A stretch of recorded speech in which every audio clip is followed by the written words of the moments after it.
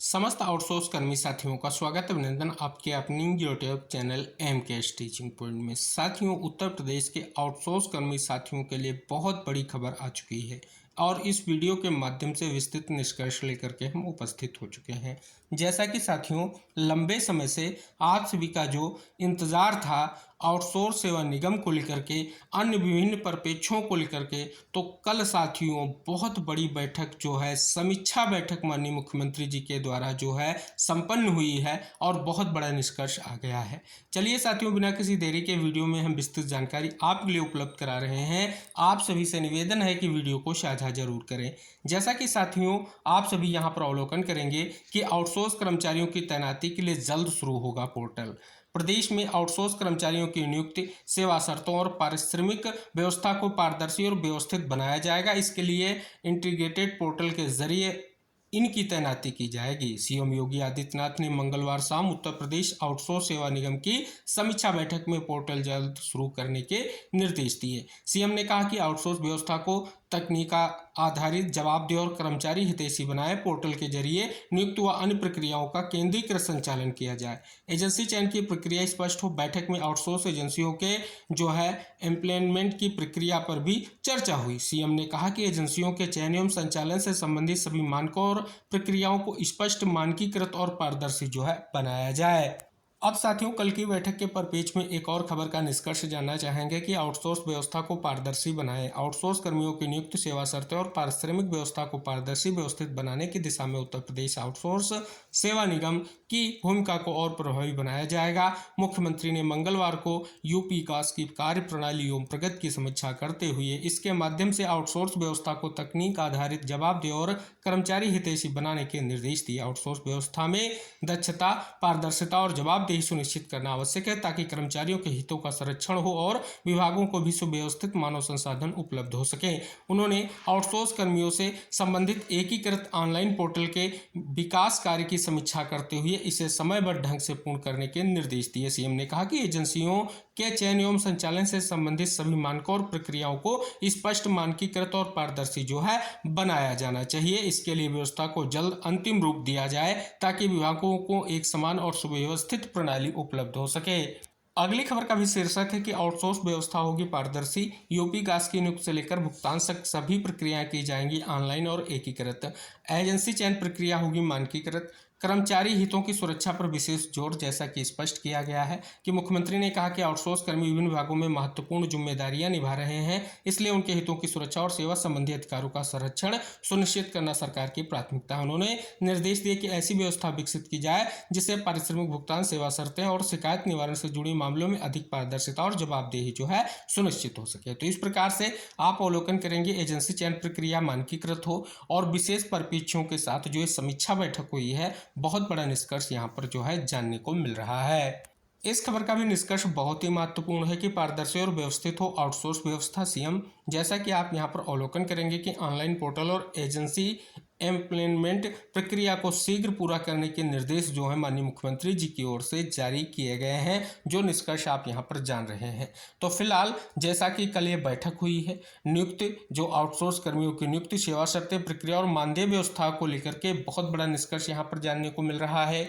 अगली खबर के बारे में भी बात करना चाहेंगे जो महत्वपूर्ण निष्कर्ष इंगित करा रही है। जो महत्वपूर्ण जो है समीक्षा बैठक हुई है उसके परिप्रेक्ष्य में जारी की गई है कि पारदर्शी और व्यवस्थित हो आउटसोर्स व्यवस्था।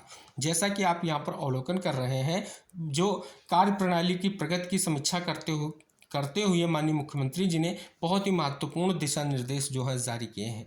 जैसा कि आप यहाँ पर अवलोकन करेंगे, आगे कुछ विशेष निष्कर्ष इस खबर में डिस्कस किया गया है।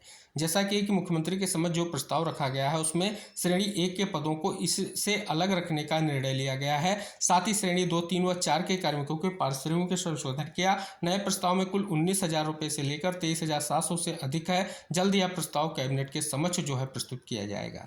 साथियों, स्पष्ट तौर पर अगर बात कर ली जाए तो आप देख सकते हैं, इंगित भी कराया गया है कि सुव्यवस्थित जो है प्रणाली उपलब्ध हो सके और अगस्त तक निगम के सभी काम पूरा होने की उम्मीद है। तो ये भी निष्कर्ष इंगित कराया गया है। यानी जो आप सभी जान रहे थे, स्पष्ट तौर पर पूरी तरीके से जो है आउटसोर्स सेवा निगम अपना 1 अप्रैल से कार्य प्रारंभ करेगा। अब आप इस खबर के निष्कर्ष की बात करें तो अगस्त तक निगम के सभी काम पूरे होने की उम्मीद जो है यहाँ पर खबर के माध्यम से जानने को मिल रही है। एक और खबर आप सभी के समक्ष है। जैसा कि कर्मचारी हित में हो आउटसोर्स व्यवस्था, जैसा कि स्पष्ट तौर पर आप यहां पर अवलोकन करेंगे, निष्कर्ष बिल्कुल स्पष्ट किया गया है कि मुख्यमंत्री को बैठक में बताया गया कि उत्तर प्रदेश आउटसोर्स सेवा निगम का गठन, विभिन्न सरकारी विभागों में कार्यरत आउटसोर्स कर्मियों की नियुक्ति, सेवा शर्तें, प्रक्रिया और मानदेय व्यवस्था में एकरूपता एवं पारदर्शिता लाने के उद्देश्य से किया गया है। उन्होंने कहा कि आउटसोर्स व्यवस्था में दक्षता, पारदर्शिता और जवाबदेही सुनिश्चित करना जरूरी है ताकि कर्मचारियों के हितों का संरक्षण और विभागों को भी सुव्यवस्थित मानव संसाधन उपलब्ध हो सके।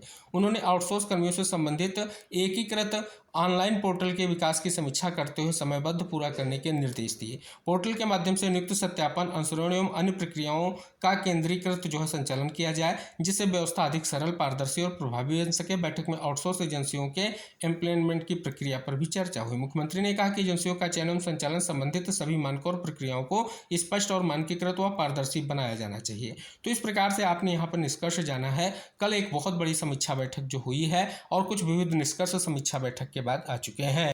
साथियों, जैसा कि आप सभी को इंगित करा दें, कल उत्तराखंड में उपनल कर्मचारियों से रिलेटेड एक मामले पर महत्वपूर्ण सुनवाई जो है हाई कोर्ट में संपन्न हुई है। कोर्ट ने क्या आदेश जारी किया गया है, निष्कर्ष आप यहां पर जानेंगे।